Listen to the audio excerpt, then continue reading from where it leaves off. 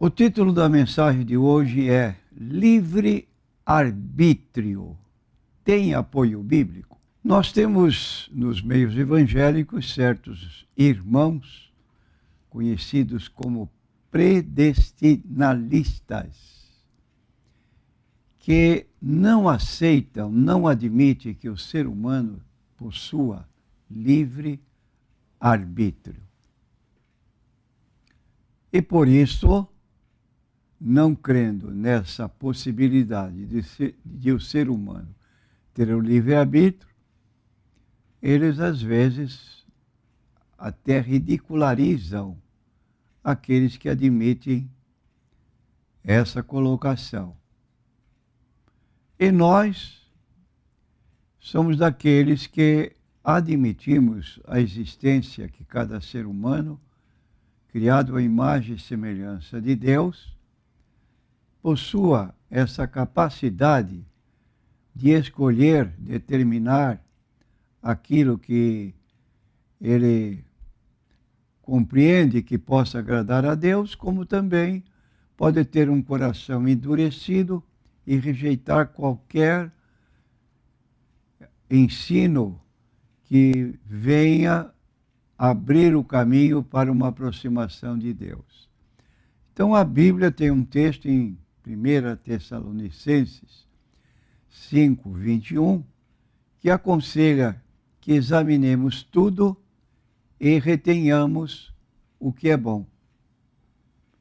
Então, para que haja um entendimento melhor a respeito desse assunto do livre-arbítrio, é necessário que nós nos atenhamos à Bíblia Sagrada, porque ela é a nossa bússola, é a lâmpada para os nossos pés, é a luz para o nosso caminho. E começando a examinar a Bíblia a partir do livro de Gênesis, o primeiro livro da Bíblia, no capítulo 3, vamos notar que nossos primeiros pais, porque todos proviemos de Adão e Eva, que ali teve início a exibição ou a manifestação do livre-arbítrio. Então, quero apresentar aqui o capítulo 3, lendo agora no livro de Gênesis, que diz o seguinte: ora, a serpente era mais astuta do que todas as alimárias do campo que o Senhor Deus tinha feito. E esta disse à mulher: é assim que Deus disse, não comereis de toda a árvore do jardim? E disse a mulher à serpente: do fruto das árvores do jardim comeremos, mas do fruto da árvore que está no meio do jardim, disse Deus, dele não comereis para que não morrais. Então, a serpente, a mulher, vendo que aquele fruto era bonito e que dava sabedoria segundo a orientação da serpente, ela não só tomou do fruto, comeu e deu ao próprio marido, e ele comeu, e aí entrou a desobediência no homem em decorrência do livre-arbítrio de a mulher poder escolher entre atender a voz de Deus ou atender a voz da serpente, e ela preferiu então atender a voz da serpente. E nós lemos na Bíblia, no livro de Romanos, capítulo 5, e versículo 12, que por um homem entrou o pecado. Pelo pecado veio a morte, e a morte passou a todos os homens, porque todos pecaram. Então aí está essa condição que é patente, presente em todo ser humano. E na continuação do exame da Bíblia Sagrada, vamos notar que Deus propôs, em determinadas ocasiões, uma condição para o homem escolher aquilo que a sua vista lhe parecesse melhor, mesmo diante da advertência de Deus, com respeito a certas atitudes que o homem poderia tomar. Exemplo disso, o 5º livro da Bíblia, livro de Deuteronômio. Essa palavra significa repetição de leis.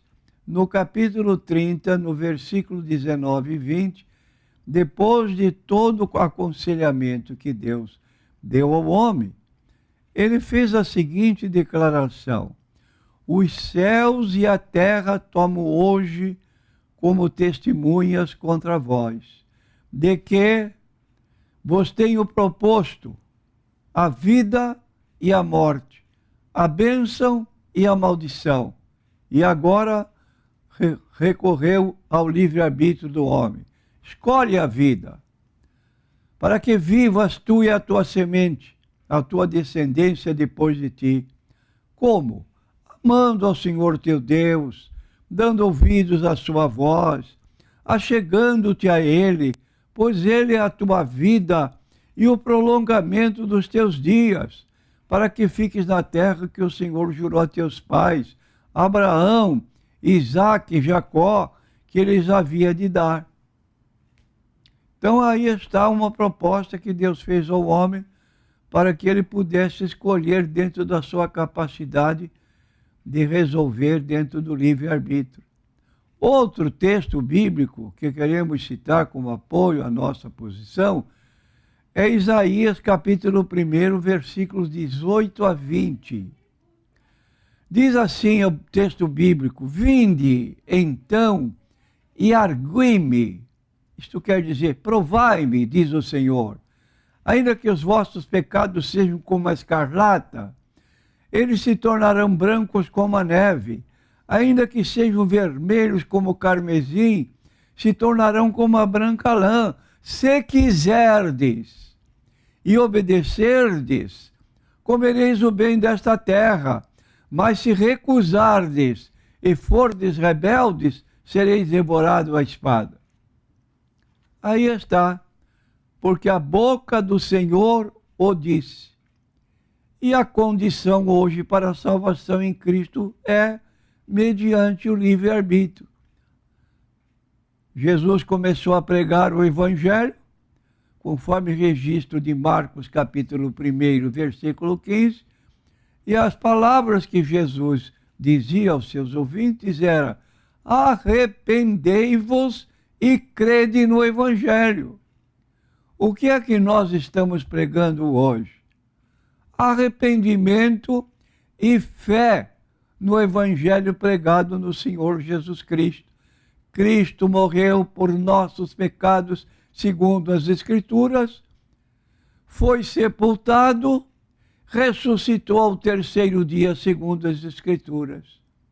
Este é o Evangelho que nós anunciamos. Arrependimento precede a fé na pessoa do Senhor Jesus Cristo.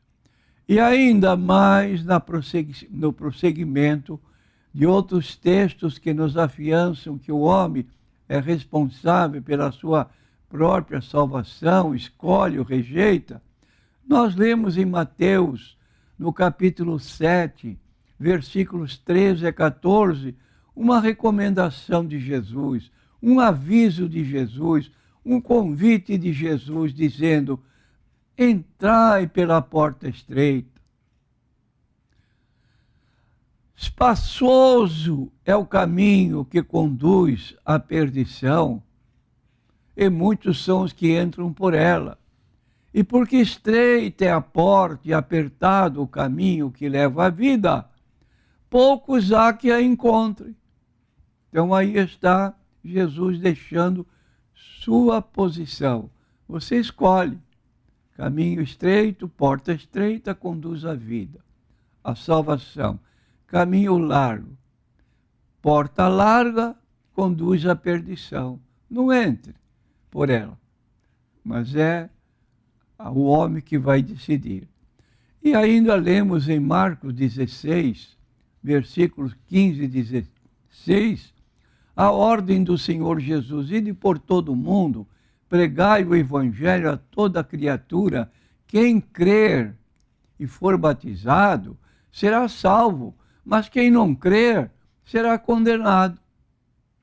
Então está em nós aceitar ou recusar, crer ou não crer. Somos então responsáveis. E finalmente um texto que é o chamado texto áureo da Bíblia Sagrada. É o que está em João, capítulo 3, versículo 16 a 18. Diz o texto: porque Deus amou o mundo de tal maneira que deu o seu Filho unigênito, para que todo aquele que nele crê não pereça, mas tenha a vida eterna. Porque Deus enviou seu Filho ao mundo, não para que condenasse o mundo, mas para que o mundo fosse salvo por ele. Quem crê nele não é condenado. Vou repetir, observe o tempo do verbo. Quem crê nele não é, tempo presente.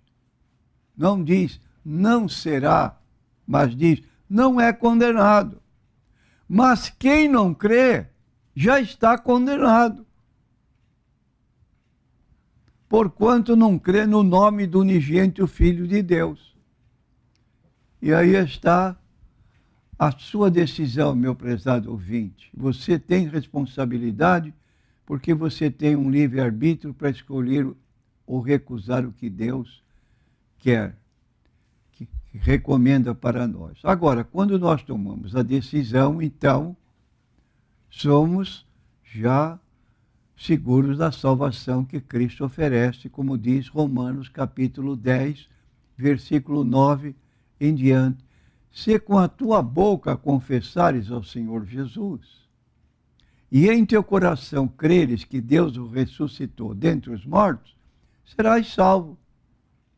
Vou repetir, se com a tua boca confessares ao Senhor Jesus, e em teu coração creres que Deus o ressuscitou dos mortos, serás salvo, visto que com o coração se crê para a justiça e com a boca se faz confissão para a salvação.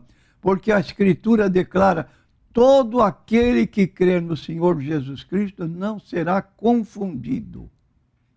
Ele tem segurança da sua salvação.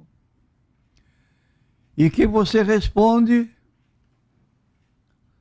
Vou citar para você o último versículo, neste momento, que está no último livro, no último capítulo, e me parece no último versículo, Apocalipse 22, 17. E o Espírito e a esposa dizem: vem. O Espírito Santo é a igreja composta de pessoas que aceitaram a Cristo, estão dizendo para você: vem. Quem ouve, você que está ouvindo, diga para outros: vem.